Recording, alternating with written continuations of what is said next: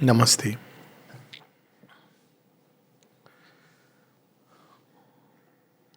The mother, as we know, met Sri Aurobindo for the first time on 29th March 1914. And then on the very next day, she wrote a prayer where the veil of recognition which was torn between two lives, as Sri Aurobindo puts in Savitri, she could recognize in him through an outer contact the inner truth. So this is something very fascinating, that when the divine takes a human form, how do we recognize? There is no physical outer method, but there is a psychic shock. So the psychic shock, this is the word mother has used. Shock not in the sense that we got shocked, but it suddenly recognizes that he's the one. Now this recognition contains within itself the whole seed and the outflowering of yoga. In Sri Aurobindo's yoga, there is no outer initiation. That should be very, very clear. There is no Guruji, no advanced sadhak will come and tell you, okay, now, bacha, I am initiating on the yoga, do this mantra. No. When you stand before Mother and Sri Aurobindo, or when you come to the Samadhi, suddenly something deep within says, here it is. This is the path, or he is the one. Whatever way, it may come in 100 ways. But that moment seals our destiny and our fate. I remember I know of people who would not go inside the ashram, or sometimes when somebody is going inside, they will wait.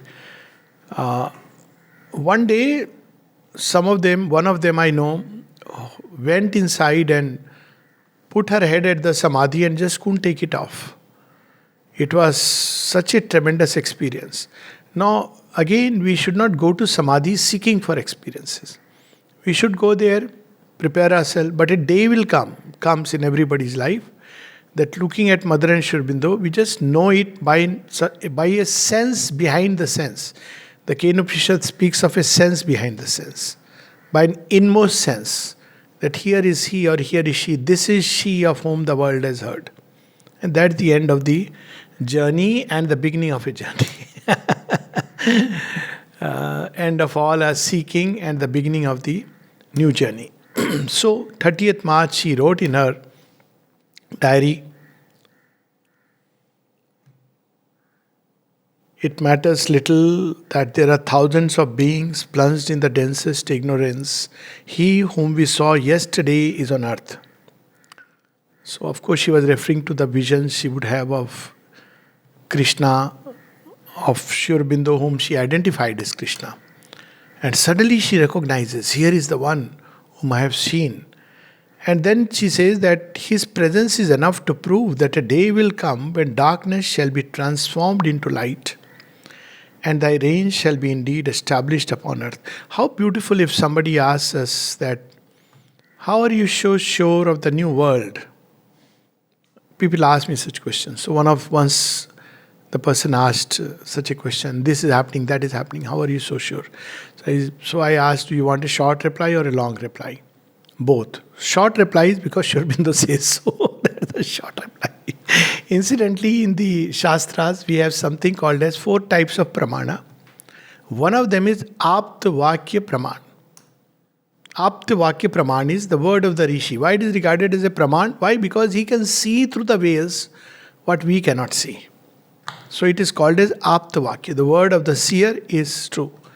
The long replies, you can look at the world, logically you can actually arrive at this conclusion. 2 conclusions. The old world has gone. All systems, theories, beliefs, non-beliefs, religions, ideologies are crumbling. Whatever little is left is like on the way. And the positive side, a new impulse is taking hold of mankind. Still the seeking is vague, but it is there. And the proof of it is youngsters, in a very strange ways, are turning towards new life. They're seeking for a new life. They started in 60s. So this idea that spirituality or religion is for old people is completely shattered. Also this idea that God is within has taken hold of the race. That's why you see that so many types of spiritual practices and all this has started coming up, which is unique in the last 100 years, specifically last 50, 60 years. Before that, they were religions. Now it is going back to the old ways where they were gurus and they were disciples. So, and many, many other things which are happening, which right now would be going beyond the subject. But this is a bearing on the prayer we are going to read. The psychic shock is there. Then what happens next? What is the action of the divine when he touches the human consciousness? So we have this prayer of April 1st, 1914. I feel we have entered the very heart of thy sanctuary and grown aware of thy very will.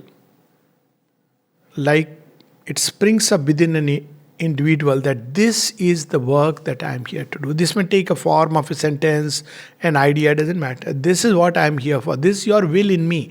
This is not like is will for everybody, but in me, this is the will. Some people will say this is my aim. Some people will say that this is what I want to do. But it comes as a will. And you feel that now my seeking has ended. So heart of the sanctuary.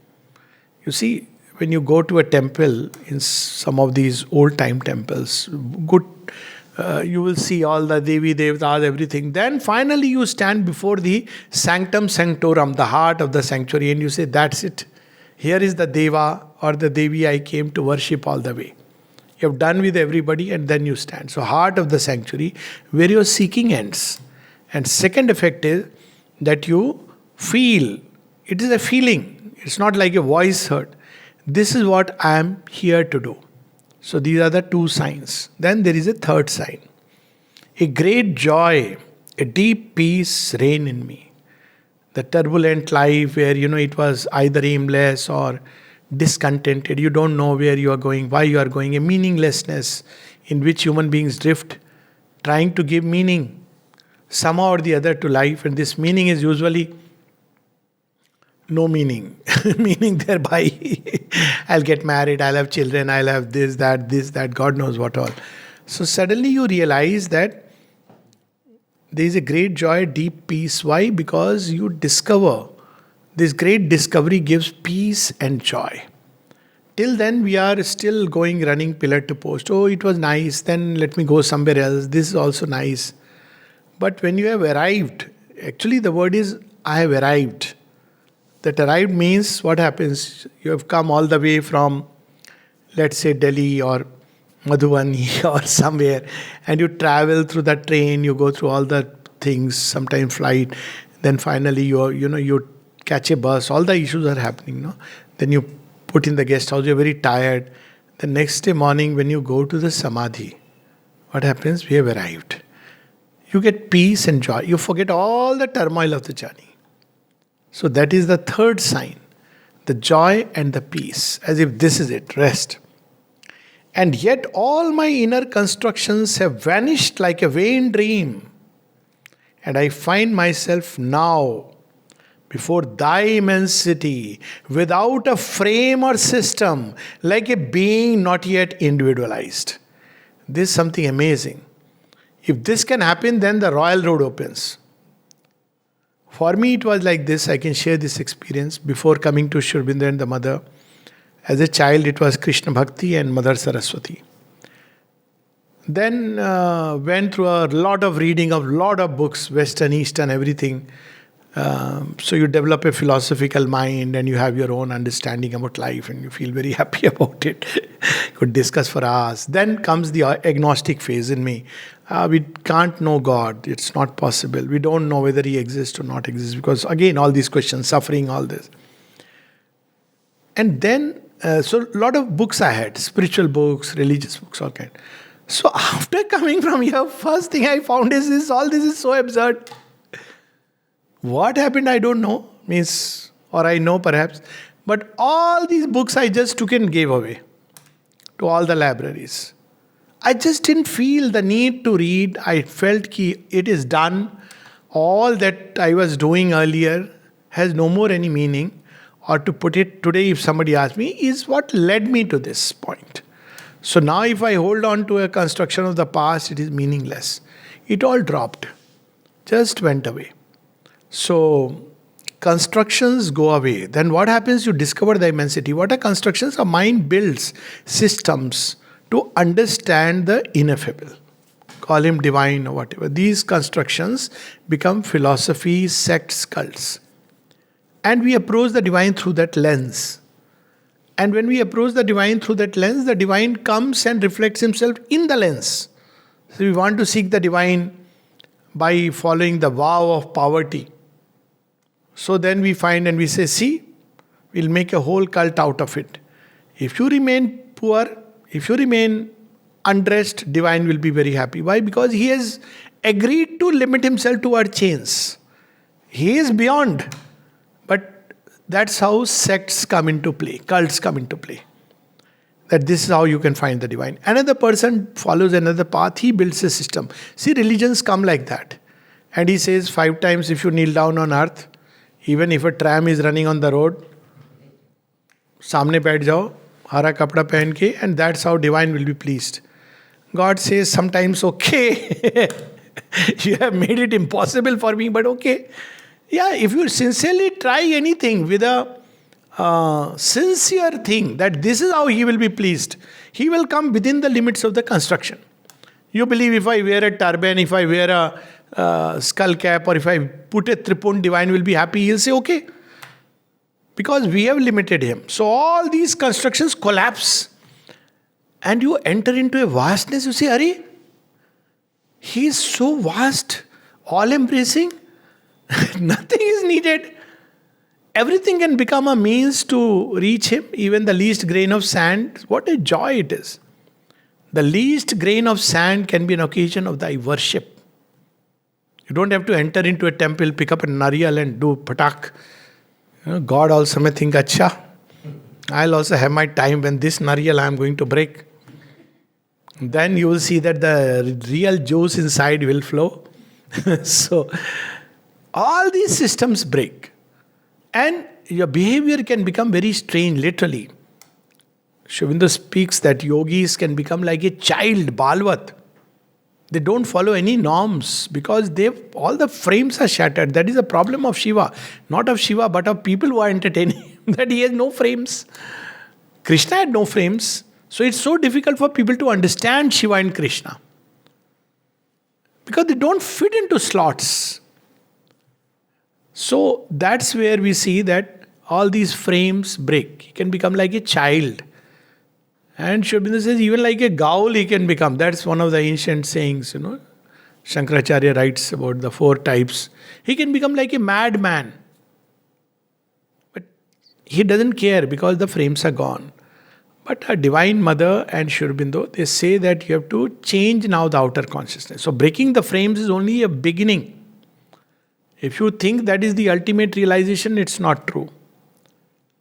Next, you have to fill this blank, vast immensity with the contents of truth. These frames are mixed structures because the mind has built structure by its own idea of truth. But when you know the truth and you build it, sometimes the mind cannot understand.